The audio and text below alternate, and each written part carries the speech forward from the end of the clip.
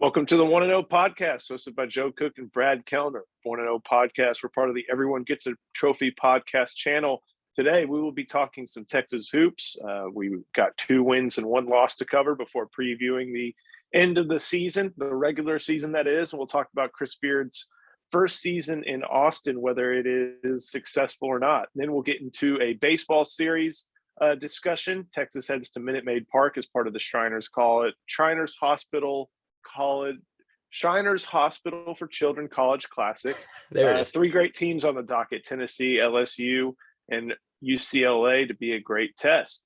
Be sure to listen to our show and the Everyone Gets a Trophy podcast, and to also be able to give our sponsors some business and a little bit of a call, a little bit of some drinking too. AV Consultations is our first sponsor. Give them a shout if you want to get the home TV setup of your dreams. We're in the month of March. I think you know what that means. Call them 512-255-8678 to get the TV setup you've always wanted in the comfort of your own home. And the 1-0 podcast, as Joe mentioned, is also brought to you by Altstat Beer. It's the best beer that you can find all throughout the state of Texas, whether you're in Central Texas, Houston, DFW, wherever you buy your beer, you can pick up 6-packs or tall boys of Altstat Beer. It is the official beer of the 1-0 podcast. It should be the official beer of you as well. It's Altstat Beer, no impurities, no regrets. So whenever we last spoke, we were doing it day of that TCU game. And that was a game that for the Longhorns ended up being 75-66. And at a certain point, Texas was down 10 at home to TCU. And it did not look good. They weren't getting things going. And then the defense clamped down. And I forget what my key to the game was when we last recorded. I think it had to do with winning the rebounding battle. And I think they did just that. And of course, the defense going away in the second half. And that win, that's going to be interesting to see, because it all but looks certain that Texas is going to face TCU in the Big 12 tournament. But then they went to West Virginia.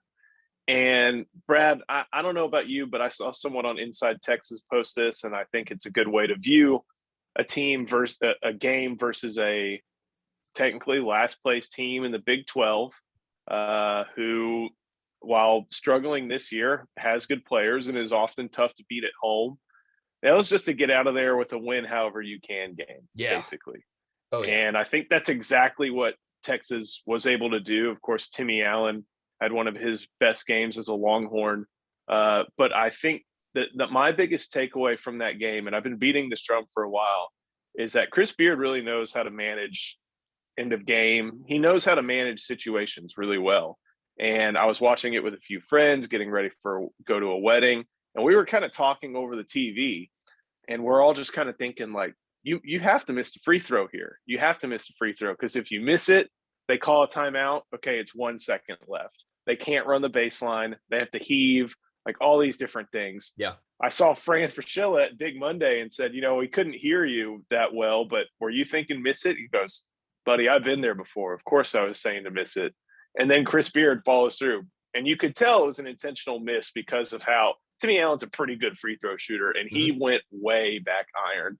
And there's a lot of different things from that game to get into, including just some no-shows from a couple players. But Timmy Allen and being able to take over a game, and Chris Beard's acumen in late game and in various situations, those were my 2 biggest takeaways from what was that 13,470 at VU Coliseum.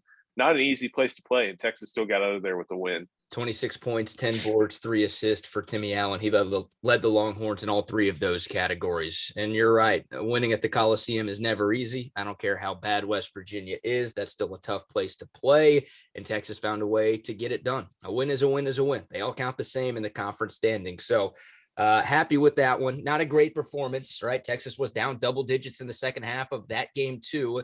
That wouldn't have been the greatest loss in the world for the Longhorns to take, but this group has been pretty resilient this year. And in both games last week, the TCU game and the West Virginia game, they found a way to battle back from some holes that they put themselves in. Obviously, you don't want to do that in every single game. You don't want to be playing from behind in the second half, especially not 10 points plus behind in the second half. But the fact that Texas was able to come back and get a couple of wins despite being in those holes, pretty good. Good to see resiliency from this Longhorn bunch. So Yeah, not your normal West Virginia team. They're not going to make the tournament. You brought it up. They're last place in the league, but road wins in this conference, never easy. You know, West Virginia fans hate Texas. Everybody hates Texas, but West Virginia fans really embrace the horns down culture. That's a big game for them. The fans were ready to go and amped up. The team was ready to go and amped up. You could tell, and the Longhorns found a way to get a dub. So a nice 2-0 week last week. You weren't playing the top three teams in the conference, but you were playing a couple of tough games, right? TCU. Hell, since that game against Texas, they've gone on to beat Texas Tech and Kansas in back-to-back games. So TCU is a lock for the tournament right now. They're playing some really good ball with Jamie Dixon. That was a quality win for Texas. And then to go on the road to Morgantown and get a dub. 2-0 weeks are always good, Joe, but those are two solid wins for this Longhorn bunch, no doubt. Yeah, absolutely. Locked up an over 500 record in the Big 12 during the first year. For Chris Beard. Also, good bounce back from Marcus Carr after throwing up a goose egg, or the 1 point he did versus Texas Tech. Goes 19 points against TCU, and then, 15 points against West Virginia, second leading scorer. Good bounce back for him. Heck, I think he had a decent game against Baylor. He hit all the threes, or 2 of the 4 threes, including one in basically crunch, the end of the game when it didn't really matter. Decent game against Baylor. He's bounced back pretty well since that no-show against Texas Tech. And also Jace Febres has kind of come on of late. Like during the first, I think it was 10 games of conference play, something like that. You got nothing from him. Yeah. I mean, there's no other way to put it. You got nothing from Jace Febres. And now he's starting to find his shot a little bit. He's always given effort on the defensive end. He doesn't have the athleticism to really make a difference. He's got decent height, but he's always given good effort over there. And if he's going to get those minutes, that's what Texas needs. And especially if he's going to be able to start hitting shots the way he has, an experienced player, kind of on his last ride for college basketball and maybe stateside basketball in general. Good to see him grow up in these past couple games and provide minutes that Texas has really needed. No doubt. I'd kind of closed the book on Jace Febres this season because he got off to such a bad start, both in the non-con and at the start of Big 12 play this year. I'd kind of closed the book on him and figured, all right, the Longhorns aren't going to get a whole lot, and Chris Beard's not going to be able to play him a whole lot. But you're right. As of late, Febres has come on. Shot making is his best attribute. Now, he struggled with that this year, and he's been way less consistent than we would have liked over the course of his entire Texas career, but he's been relatively hot as of late. And this is a team that doesn't have a lot of shot makers, especially a lot of good three-point shooters. Like Jace Febres, when he's on, might be the best three-point shooter on this team. It feels like it's either him or Andrew Jones. So, getting more from Jace Febres has been nice. You're right. He's a little bit limited athletically. He's an off guard, so he's not a great ball handler, not a great facilitator or anything like that. His role is to make shots. His role is to shoot and make threes. And when he's doing that, that adds an element to Texas that they haven't always had this season. So I hope that continues. I hope we see, just more shot making from Jace Febres because you need that. It's Captain Obvious stuff, but you need to make shots. And Texas, if you've watched this team play this year, they've struggled at that a lot this season, especially making threes. So, yeah, hopefully Febres can continue to improve, and hopefully his role continues to increase as the calendar turns to March. I know this was kind of a preseason discussion, but it wasn't always obvious how Febres was going to get his minutes. It was going to always come from shot making, like you'd mentioned, but this was it has kind of shortened up a little bit with the departures of Trey Mitchell and Jalen Tyson, but it was always kind of curious, where is he going to get his minutes? And now he's starting to find those minutes as a result of that shot making. So yeah, pretty good for him. Anything else from West Virginia or TCU? TCU's had an interesting couple weeks. Texas is I think it's pretty much locked in that Texas faces TCU in the Big 12 tournament up in Kansas City. They've had some good wins. They played tonight against Kansas in a COVID makeup game. Is this a 3-game week or a 4 games in 8 days week right before the Big 12 tournament? So a lot going on with TCU. Mm-hmm.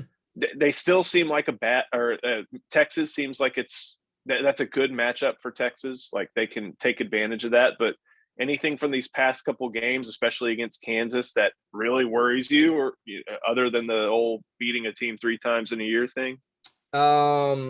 We talked about Jace Febres in a positive light, right? It feels like he's getting better as the season has gone on. A guy who's getting worse as the season has gone on is Courtney Ramey. Joe, the last time Courtney Ramey scored 10 points or more in a game? Ooh, let me look at the schedule. I've got it in front of me. Iowa State. No, he got to go back further than that. He had 9 in that game against Iowa State. It's actually the Texas Tech beat down in Lubbock, which he scored 12 points. And I think some of those were in garbage time after the game was already in hand. So I think Texas has played 8 or 9 games since then. Courtney Ramey has just disappeared. He was 2 for 10 against Baylor on Monday, 1 for 4 in that West Virginia game, 2 for 5 against TCU, 3 for 11 when Tech came to Austin. Where's he been?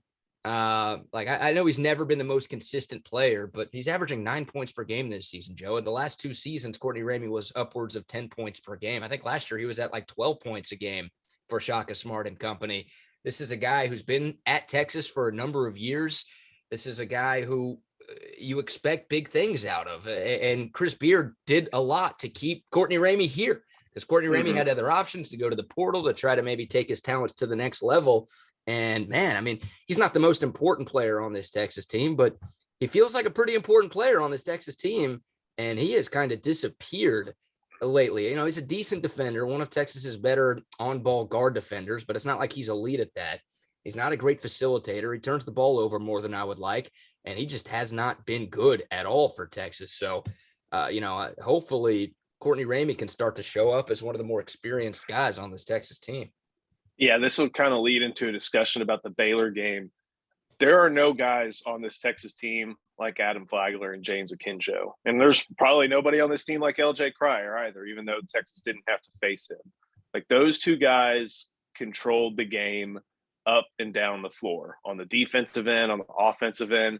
Big 12, the basketball. And there's been a lot of discussion about Big 12 refs over on Inside Texas. That's not a thing in college basketball. That's just the style of play in the Big 12, and whatever ref flies in from anywhere, that's how they let it play because that's just what they know. But those guards, whether it be Ramey, Marcus Carr, they were bullied on both ends by James Akinjo and Adam Flagler. Yeah. And both those guys had huge games in the first one in Waco. They followed it up both with 19 points. And I think both those guys were transfers as well. Flagler from, I think, Presbyterian and Akinjo from Arizona, something like that. So those are two guys. And I think Akinjo said he didn't consider Texas. They had transferred a couple of years ago, I think. So it wasn't like this was an option for Beard. But those are just two guards that show, how valuable that type of experience is, both on the offensive and defensive end. And Texas should have that. But it also shows how valued the athleticism is, and that's what Texas definitely does not have at this point. Yeah, Flagler was on last year's Baylor team, but Akinjo is in his first year in Waco. He started at Georgetown, then went to Arizona, and now is at Baylor. So he's kind of been everywhere. But yeah, look, you need good guard play in college basketball to win. And Baylor's guards outplayed Texas's guards in both games against the Bears this year. And you're right, none of Texas's guards are as good. Like that's not a super shocking thing that none of Texas's guards are as good as Akinjo and Flagler. But as that game progressed, I mean, this was 54-54 with like 5 minutes to go, Joe. And then Baylor's guards took over and Texas's guards were kind of non-existent down the stretch. Athleticism and size issues for Texas. I know we're talking about guard play, so I'll start with the athleticism. Texas's guards just don't have the foot speed. They don't have the lateral quickness to keep fast athletic guards in front of them. And you saw that Akinjo and Flagler were able to kind of get wherever they wanted to get on the floor, especially late in that game. That's an issue. And then size, like even without Jonathan Chachua, Baylor's got more size than Texas does. They out-rebounded the Longhorns. They had a number of offensive rebounds that created second chance opportunities for them. Baylor's a bad matchup. Like I'll go ahead and admit this. People might not like this because I'm a Texas grad and a Texas fan, and this is a Texas podcast. I put a pretty hefty wager on Baylor money line on Monday. And I put a pretty hefty wager on Baylor covering the spread when these two teams met in Waco. I just don't like this matchup. Like Baylor's a better team than Texas. I think that's obvious. Baylor's going to be a 1 seed more than likely. At lowest, they'll be a 2. And Texas right now is probably a 5 seed. So I don't think I'm breaking any news here by saying Baylor's a better team, but they're a bad matchup. We've talked about it a lot on this podcast. Texas Tech, size and athleticism. Teams like that possess bad matchups for Texas. So, it obviously hurts to lose. The last game at the Erwin Center, you were tied up. That would have been a massive win for this team. But that's a team that Texas does not match up well against. And what really sucks from that game, Joe, besides all of it, the guys who have been here, like a lot of Texas is transfers, right? There are a lot of first-year players on this Longhorn team. That's no surprise. We know that. But the guys who have been here, the guys who have moments and memories inside that building, none of them showed up on Monday. And credit Baylor. They're one of the best defensive teams in the country. They're one of the best teams in the country. But Andrew Jones was 0 for 7 from 3. We talked about Courtney Ramey. He was 2 of 10 from the floor. Jace Febres, who had been playing well, 1 of 6 from downtown. Those 3 guys, like the 3 holdovers from Shaka Smart, the 3 guys who have played dozens and dozens of games at the Drum, just no-showed. And that sucks. Like, it sucks for them. Like, that's their final memory, unfortunately, in that building. So, like, those guys are all guards. They kind of struggled, and Baylor's guards really took over down the stretch. So, look, not a horrible loss. Baylor's an awesome team, but obviously you would have liked to have had that last game at the Erwin Center. Yeah, I'm glad you brought up the shooting because it was atrocious. It was terrible. And this is a team with the way Texas plays. I looked this up today because I'm going to put this kind of a keys of the game thing. When you look at Ken Palm, they're number 340 in adjusted tempo, and they're only 358. So I looked up all the other power conference teams kind of below Texas. And Texas shoots, let me find it. They're at 32% from 3. Behind them is Butler in tempo, 31% shooting from 3, but they're 13 and 17. Yeah. Virginia Tech shoots 39% from 3, and they're 19 and 11. You got Villanova, who's 36% from 3, and they're 22 and 7, one of the best teams in the country. Penn State, 35% from 3, but 12 and 14. And then second to last, I bet you know who this is if it's a power conference team. It's not UCLA, so that should really limit who your options are. What's the category? They play slow and they don't shoot lowest in adjusted tempo, second to last in Ken Palm. This is a good team. I think they're. Team? I mean, Virginia.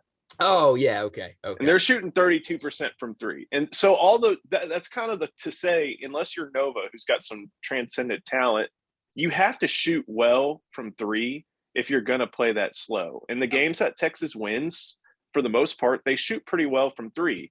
But here's the thing: they've shot 30% from 3 in conference, and that just isn't going to get it done against the top 4 teams in the Big 12. So Tech, Baylor, and Kansas.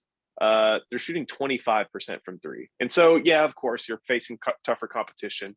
They're going to make those shots more difficult. But Texas just isn't shooting well against the toughest teams. And when you're playing as slow as they do, and I know why, because that's Chris Beard's strategy, especially with the somewhat limited offensive capability they have to shoot well, and they just have not been doing it against those teams. That's why they're 1-5, 1-4 against those teams, with one more on Saturday.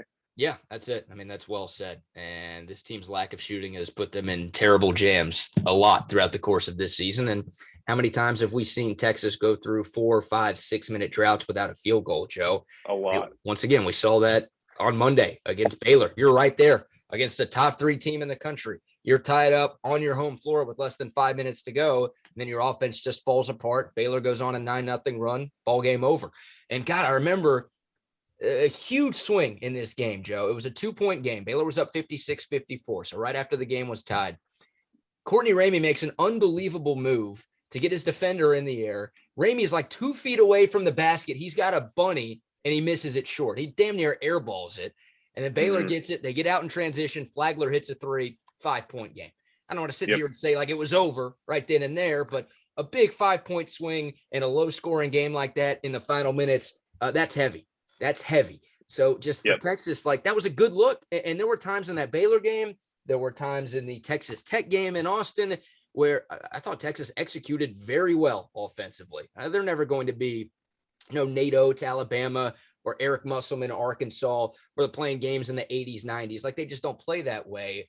And their offense isn't as aesthetically pleasing. That's a staple of Chris Beard, like you talked about. But man, even when they do execute well, they just don't make shots. So it's Captain Obvious stuff, but that's going to cause this team's demise in March. They're going to have one of those 4 for 20 3-point shooting days, and they're going to lose like a 58-55 type of game.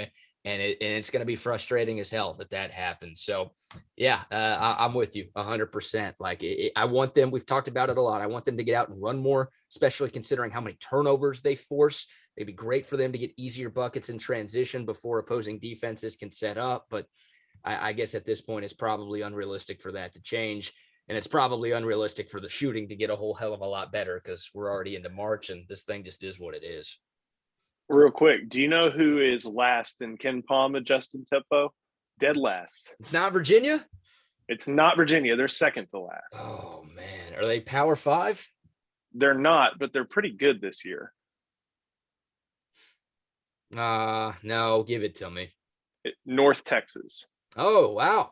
Who is 22-4. Yeah, dude, they've won like 18, 19 games in a row. They're playing well. They're gonna be like they might be an at-large tournament team. Yeah. They might not need to win the CUSA to get in. Wow, how about that? Okay. Imagine you talk about 58-57 game. How about a 48-47 game if Texas gets matched up with them? Well, we damn near saw that in the first round last year. Yeah, so we pretty much did.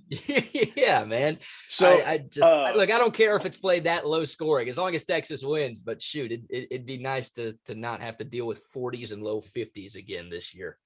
So before we talk about Perry Ellis's senior day and this last one with Kansas, real quick, who's your player of the year? Is it was it Jabari Smith or is it the guy from Wisconsin? Oh, National Player of the Year. Yeah. Oh man. I'm kind of partial to Jabari Smith. Man, Jabari Smith's been awesome. Auburn's been better than Wisconsin. Wisconsin did just win the Big Ten regular season title though, so that helps Johnny Davis's case. Wow, that's a good one. You're going with Jabari Smith? I think so. I'll go with Johnny Davis. Like Jabari Smith's awesome. There's a good chance he's the number one pick in the draft with reason. I mean, I think that guy's going to be a stud at the next level. He looks like an NBA player. He's got the body. He's got the game. Fun to watch. Well, Wisconsin just did not have expectations at all this year.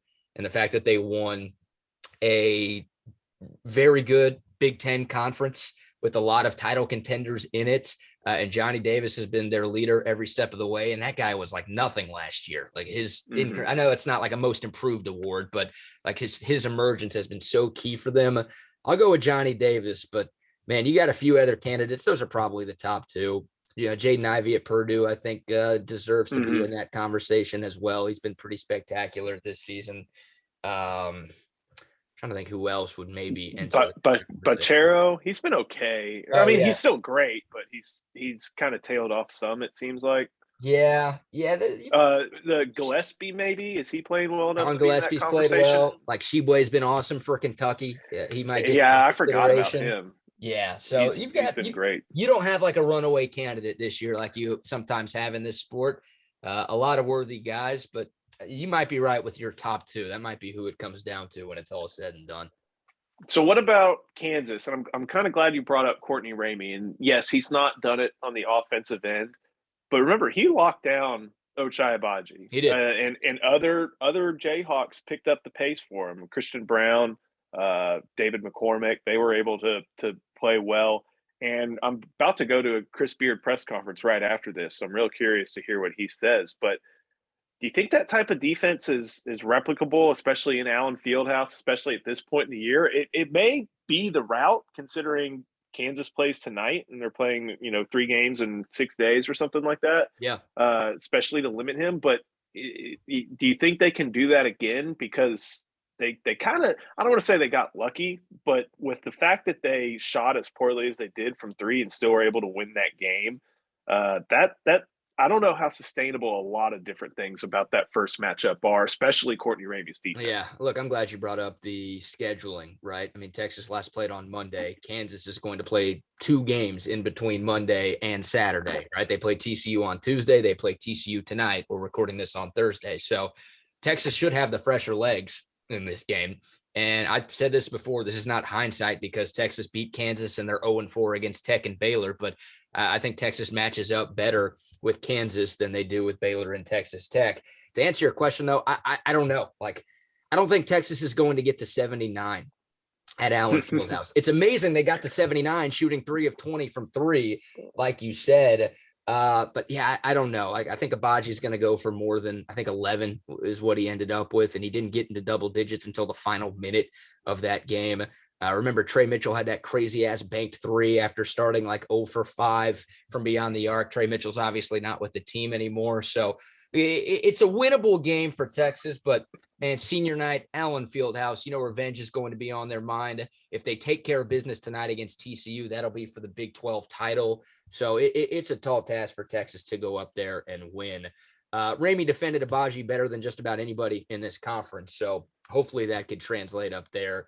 But tall task for the Longhorns to sweep Kansas. They did it last year. I guess that's the confident thing. Obviously, a lot of new faces on both sides, but I don't feel great about Texas's chances to go into the fog and leave with a W. Yeah, Chris, I think you hope Courtney Ramey can do something like that, but we'll find out if that defense is replicable. The other thing is Trey Mitchell played 23 minutes in that first matchup, and he's not there. And Dylan Dessou played 6, and he played 2, I think, on Monday. And he's been, very, very hit or miss, a lot more miss than hit. But they're going to need him, especially against David McCormick in this upcoming matchup. And they're going to need him to get the boards because Christian Bishop can't do it all by himself.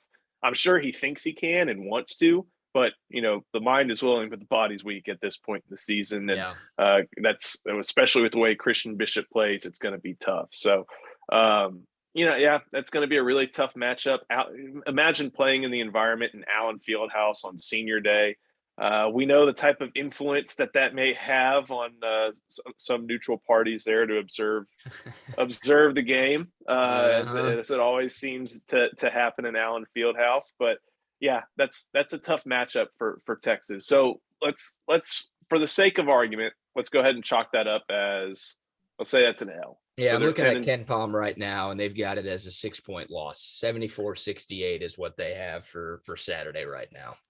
So let's assume 21-10, 10-8 in the Big 12 entering the conference tournament. Talking about, just this overall first year with Chris Beard. I think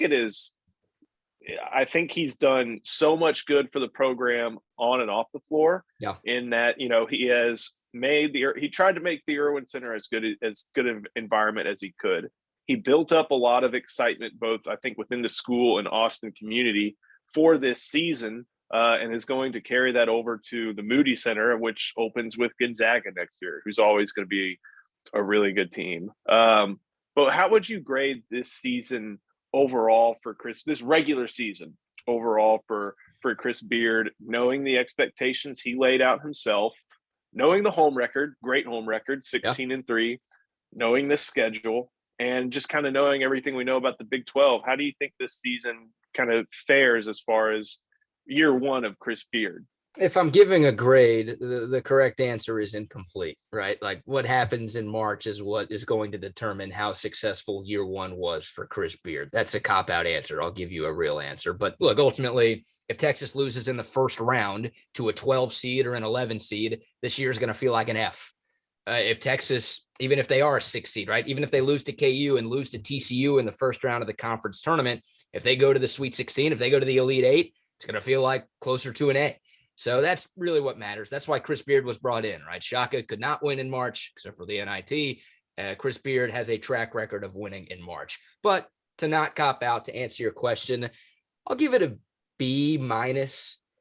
That might be lower than you thought I would give, because I'm a huge Chris Beard fan, and I think he's done a lot of good things this year. But with the expectations for this team, I mean, this was a preseason top 5 team.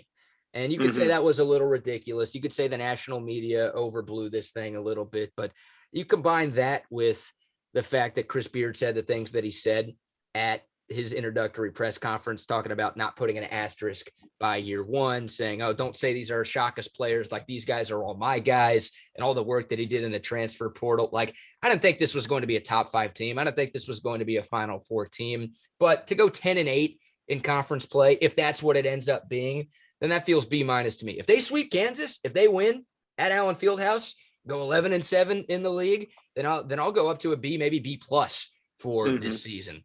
But if they lose, it's B minus to B for me. A lot of good things. You talked about the excitement, the unite the family bit. I love the crowds. I love And I know Texas basketball is in really good hands. Like, I think this thing is only going to go up from here. And I think it's been a pretty decent first year for Beard, but I'll go B- to B range, assuming they lose to KU this weekend.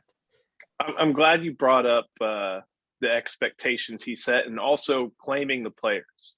I kind of was contentious on Inside Texas a little bit this past week, talking about how, look, when you publicly claim all these players over and over, say what you said about them. Like, I would have recruited these guys anywhere in the country. Like, of course, I know that you can't be like, well, we got what we're left with. You can't say that. But when you not only claim it then, but over and over and over and over and over, you repeat it over and over that these are your guys. The just wait till he gets his guys argument doesn't register with me when he chose basically this whole roster. And that's not to say that he's done a bad job. He's done a great job basically putting a team together from scratch. But the thing is, he's going to be putting a team together from scratch pretty often in this era of the transfer portal, looking at all the seniors available, seniors even with eligibility on this roster. Like, these are his guys. Like, this is going to be how he builds rosters with some sprinkling of high school going forward. So I think you can kind of, I think it's fair to judge his roster building ability kind of on this year, not fully, of course, but on this year. The other thing is, a lot of different outlets had preseason, like you mentioned, preseason top 5, and that doesn't happen in a vacuum. Like, yeah, I know, like, if a guy from the Charleston, South Carolina newspaper has an AP vote this year and he put Texas at number 4, it's not because he called Chris Beard. But there are the Goodmans of the world, the Borzellos of the world, the Rothsteins of the world that had Texas in the top 5, top 10. That doesn't happen in a vacuum. Like, those guys know. So that happens when Chris Beard's thinking and probably talking to those guys, or somebody at Texas is probably talking to those guys saying, "Hey, we think we can go a long way this year." Pair that with not only saying Monday night program going forward, but over and over and over and over talking about Monday night program this year. I think grading the season in a vacuum grading the season without that in mind, B range for sure. Okay. But when you set that expectation and you're 21-9 and 4th in conference, like, I'm going to hold you to that expectation. Especially when, now that's to say, and I also agree with you that, I don't discount the regular season, and I understand why, Texas basketball fans may, I don't want to say discount, but may look only towards March. But that has to do a lot with just being hungry for a win in March, I'm sure. But he's done a really good job during this regular season. Now, he's had some face falling, like that Seton Hall game. That was a tough loss, just because I feel like there's, I didn't expect much out of Gonzaga. The Seton Hall game, the Kansas State game at home, the Oklahoma State game there. Like, there have been some losses this year. But overall, like, he's done a really good job and has set this program up for a good amount of success.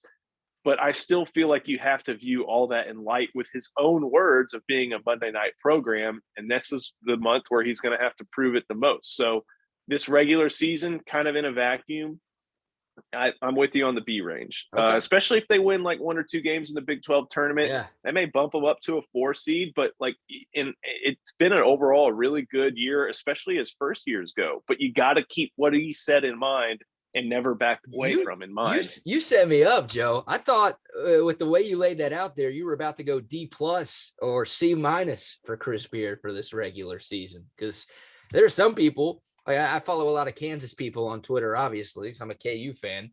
And some of the Kansas accounts who, look, they hate Texas. There's some anti-Texas and probably some anti-Chris Beard bias there, too, because of Beard's time in Lubbock. But they're like, man, if Texas loses to KU on Saturday, Chris Beard took a preseason top 5 team to a 10-8 finish in the conference this year. Like, that's pathetic. So I thought you were going to be like a little bit lower on your grade for Chris Beard, just the way you set it up. Yeah, I mean, I know there's certain aspects about that are talking about out of both sides of my mouth, and I guess I can understand that. But I can admit that this was a really good regular season. but also understand that when you hold yourself to a Monday night standard, that I kind of am going to take the liberty to do that as well. Yeah. Look, a lot of the stuff he said at his UT introductory press conference was similar to what he said at Tech, at UNLV when he gave that press conference and was there for 2 weeks. That lasted 10 days. Yeah. And Arkansas Little Rock, like he talked about wanting to win championships and wanting to win, early, right? Little Rock, it was more conference championships and talking about like winning games in the tournament, which is what he did, right? Won the conference title and won a tournament game in his only year at Little Rock. And then Tech, he talked about wanting to ultimately win championships like conference and national. So he said a lot of the similar things. He said the Monday night program stuff when he took the job in Lubbock, but he was way more adamant about doing that right away here. Like his other jobs, it was more like, we're going to build this thing to that. But here it was like, we want to do that this year. So he let him hang at the press conference. I loved it. I'm not going to change my mind about what I said back then. I thought it was awesome.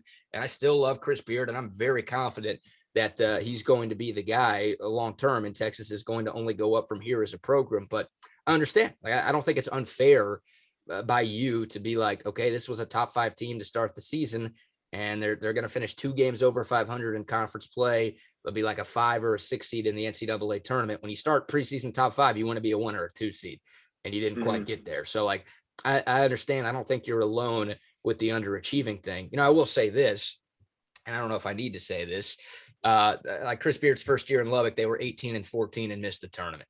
Now there was no crazy transfer portal then, so it's different, but year 2, Tech went to the Elite 8. Year 3, they were playing for a national championship. So my hope is, like Beard will get more transfer portal players in. He'll see what he needs to do. He see what he needs to build around. He'll get 3 freshmen in at least. And this team, once again, can get better next season. And we can feel like, all right, this is actually a top 5 or top 10 team at the end of the season versus like if Texas loses on Saturday, they're going to be unranked going into the conference tournament. Does that matter? No, the AP poll loses all relevance once the seeds start to come out in conference tournament and obviously an NCAA tournament play. But yeah, hopefully next year the results in the regular season can live up to some of the expectations that were set. Yeah, I'm excited for Arterio Morris and Dylan Mitchell, and even in the limited I've seen of Rowan Brumball, like that's a guy who you keep around for a few years and gets better as he goes along. So he's got some great passing ability. So, and our Morris and Mitchell may be 2 of the more special players in this class. So it should be a lot of fun going forward. And then we'll see who returns and who they find in the portal, because they're going to be trying to find a lot of different guys in the portal over and over again. Anything else, or want to get a quick baseball discussion in? Let's do it. Let's talk about this top-ranked Texas baseball team that to this point has lived up to preseason expectations. So these first 3 weekends basically were always – it was going to escalate in order of difficulty. You start with a Rice team who no one really knows about, kind of filled with transfers, new head coach, program wasn't left in a good place by Matt Braga. Take care of that. They just trounce Rice. Bama comes in, and playing baseball in the cold sucks. And the first 2 games kind of reflected that, but they still find ways to scratch across runs until on Sunday they get the job done and break things open. Now you've got 2 top 20 teams, I think maybe even 2 top 10 teams in a quality UCLA matchup at Minute Maid. So you're going to have, kind of a pseudo regional environment. Yeah. You're facing two fantastic teams, including one that doesn't like you after what transpired in Omaha last year. And all these guys, like LSU's been crushing the ball. Tennessee, even though they play in a tiny ballpark, they've been crushing the ball. And UCLA is always going to be a quality team. So we're going to see the best test to date for Texas in this upcoming series at Minute Maid. Is there anything specific that you're trying to figure out about this team in this upcoming series? Yeah, look, I want to see the bats perform a little better. I mean, look, you're nitpicking here. This team's 9-0 and they're outscoring their opponents by like 1 million. So, but you brought it up, like the first 2 games against Alabama, they scored a total of 3 runs. Now the good news is Pete Hansen's awesome and Tristan Stevens is awesome and this bullpen is awesome. So you won both of those games. But, Tennessee and LSU, those are top 10 caliber teams. You think they have better pitching than Alabama does. I haven't fully studied those 2 rosters, but you think Tennessee's ace is better than Alabama's ace. you think LSU's number 2, who I assume will get the ball on Saturday when these two teams play, Right. is better than Alabama's number 2. So can your offense manufacture runs against some of the best pitchers in the SEC, which ultimately means some of the best pitchers in college baseball? I guess that's what I'm looking for the most, right? I obviously hope Texas stays undefeated. They win these 3 games and they go back to Austin at 12-0. But if there's one thing that I hope to see is, hey, 1-0 win counts the same as a 10-9 win. But if Texas can just explode offensively against one or both of these top 10, top 15 SEC teams, I'd be pretty excited with that. Yeah, I'm curious to see what happens with Mitchell Daly if they keep him in that cleanup spot, especially with how Murphy Staley's been hitting of late, with how Silas Ardoin's been hitting of late.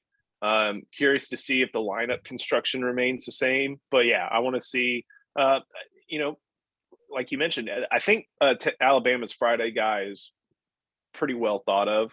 And we saw it. They only scratched one across. And again, cold weather.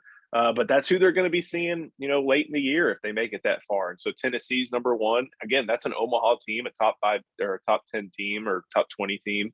Like that's, they got to make sure that they can do that against other quality teams.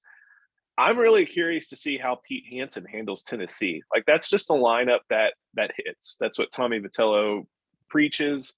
Like that is an offensive team. That's what got people to the ballpark in Knoxville last year for a program that doesn't really, baseball's not their forte. It's probably football, men's basketball, women's basketball, and you could even flip the sports as far as basketball goes. But if Pete Hansen is able to avoid the Crawford boxes at Minute Maid, I think he's going to be really successful. But that's what I'm looking for most, to see if he can do that, continue to spot things up, keep it low, keep mixing pitches, and keep Tennessee in the ballpark. Yeah, that's well said. You mentioned it. Tennessee's ballpark is tiny. The ball carries in Knoxville, but look, Minute Maid's not a tiny ballpark, but left field, the Crawford boxes, like you said, it's pretty short, and we see it all the time. Guys can hit them out of there with relative ease. So I'm with you. Yeah, keeping the ball in the ballpark this weekend at Minute Maid, important. Obviously, the Texas pitching staff to this point has been spectacular. They passed every test, but like you said, this will be their toughest test to date. So I'm excited, man. I know you're coming down for these games. I think I'm going to go to at least one of these games, if not 2 or 3. I'm looking forward to this. And yeah, this will be our first real test. I think everybody feels good about Texas, like regardless of what goes down this weekend. But in terms of like super regional quality competition, like Alabama can make the tournament. They were undefeated going into Austin. They can be a regional team. And look, maybe they get hot at the right time and make it to a super. Who knows? With college baseball, you never know. But like Tennessee, a team in the College World Series last year, LSU a regular in Omaha under the last few years that they've had, and UCLA obviously a very solid program too. So yeah, how this team stacks up, if they go 2-1, I'd call that a very successful weekend. Obviously 3-0 would be pretty damn good. So yeah, I'm excited to see how this team does against its obvious best competition of the year to this point. And it's a string of games on the road. Basically they've got, I think, double digit. The recent Tuesday game against Sam Houston State started a string of like 10 games and 10 and 11 on the road, or 11 and 12 on the road. One of those is in San Marcos, but it's part of a back-to-back double midweek. And then they go on a spring break trip to South Carolina to play both the Gamecocks and then College of Charleston and the Citadel. So basically this is going to be the beginning of a test of how resilient they are. And I know that's kind of a baseball, sports trope, but it's kind of, it's true. Like there's going on the road for 18, 19, 20 or 24-year-olds in Austin Todd and Tristan Stevens' case, like it's monotonous. It gets old, but this is going to be a big test for them. South Carolina is good. And then for too long, Big 12 play will be just around the corner, starting with a tough Texas Tech team in Lubbock. So yeah, I want to see just how I'm curious to see how the pitching handles all these different lineups. I think that's my big thing. And you want to see how the lineup handles opposing pitching, especially with how limited the competition they've faced this year has been. Yeah, one other thing I want to see too. I mean, this goes to your point about the pitching. Like, how does this bullpen fare? Like, I'm confident in Aaron Nixon going up against anybody. We saw what he did in the Omaha run last year, but some of the lesser known bullpen quantities, and also how does David Pierce utilize his bullpen. Like, let's say Pete Hansen tomorrow night only goes 5 innings. Maybe it's an effective 5 innings, but he goes 5 innings. What's the bridge? Like, I'm asking you, Joe, like, what do you think the bridge, what do you think the order is in like a big game for Texas? We know who's closing it out. Maybe Nixon can give you 2, but who, like, you don't have the Tanner Witt in the bullpen like you did last year. Right. You know, that was a guy who could give you a few innings. Who's like 6, 7, 8 inning bridge guy? Because I think you've got a lot of candidates. There's obviously a lot of talent in that pin or arm barn, if that's what we need to call it now. But which guys do you expect to get the call in close game situations against good teams this weekend? So I think you go Lucas Gordon and Jared Southard, I think, are 2 of the guys, and that's lefty and righty. Yeah. And just kind of go back, that's always kind of been the question about this team. You have a great back end of the bullpen guy, you have a great rotation, you have a great lineup. It's figuring out who's going to be, like you mentioned, that bridge between the starting pitching and Aaron Nixon. And Aaron Nixon can't go, all 3 games. So I think who did I say? Lucas Gordon, left-handed pitcher. Chase Loomis, another lefty. Let's see, going through these. Daniel Blair and Zane Morehouse. Those are 2 guys that they've given opportunities to. You think Dre? You think, like, I Travis know Dre's kind of a Dre might starter be guy, but he may be the Tuesday guy at this point. Okay. And then Travis Staley, someone who they were really high on before that he ended up having to have Tommy John, Luke Harrison. Like, they've thrown a lot of guys. LeBaron Johnson, who's had some real exciting stuff. They've thrown a lot of guys just trying to see. So this will be a big test for them. I think all those names are going to get used this weekend against all 3 of those teams. And this is a prove it weekend for the bullpen, I feel like. And that's I'm glad you brought that up, because that's something I'm going to have to check out. Yeah, I'm with you 100%. A lot of highly touted kids. I mean, to play baseball at Texas, you've got to be pretty good, but a lot of uncertainty sort of in that middle of your bullpen. Like you said, the starters are great. Nixon's great, but in between, who's going to step up and take over those middle inning roles for this team? Be fun to watch, but hopefully we can watch a few dubs this weekend. Might be the only time we get to Minute Maid for a long time too. Oh, shoot, man. No kidding. You gotta find a way to get like U of H games or Rice games played there just to fill that place up. I'd rather just go to Reckling Park. That's one of my favorite places to watch a game. That is actually a cool ballpark. Yeah. Move Sugarland. Move the Space Cowboys up to Minute Maid for a couple of games while Major League Baseball can't get its head out of its ass. You'll probably get some people who want to do that. So yeah. All right. Anything else? Anything else you want to hit? That's it. I got to go see what's up with Chris Beard. So good luck. Tell him you gave him a D+ as your grade for him this season. Although that's not actually what you gave, so you don't need to lie to him. Probably not a great idea. All right, that's gonna do it. Program. Yeah. Well, they might play it.